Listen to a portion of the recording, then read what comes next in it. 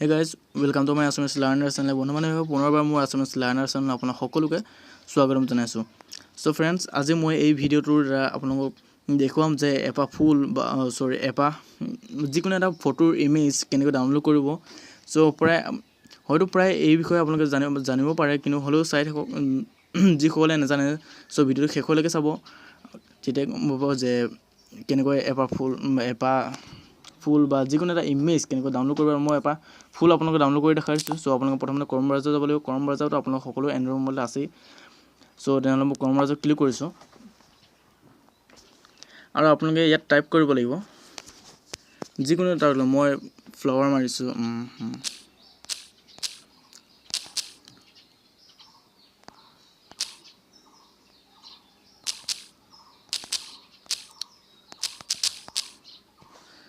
Flower image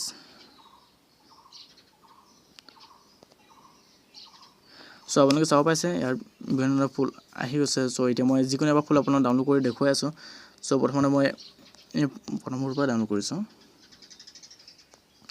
so প্ৰথমতে আপোনাক click কৰি ধৰি ৰাখিব লাগিব। প্ৰায় সময় 2 সেকেন্ড মান ধৰি ৰাখিলে হ'ব। পিছত আপুনি 2 নম্বৰ অপচনটো দিছে ডাউনলোড ইমেজ, তাত ক্লিক কৰিব লাগিব। ক্লিক কৰি অটোমেটিক আপোনাৰ ডাউনলোড হৈ গৈছে। সো আপোনালোকে এতিয়া চাব পাৰে মোৰ গ্যালাৰীত মই গৈ দেখাই আছো আপোনাক।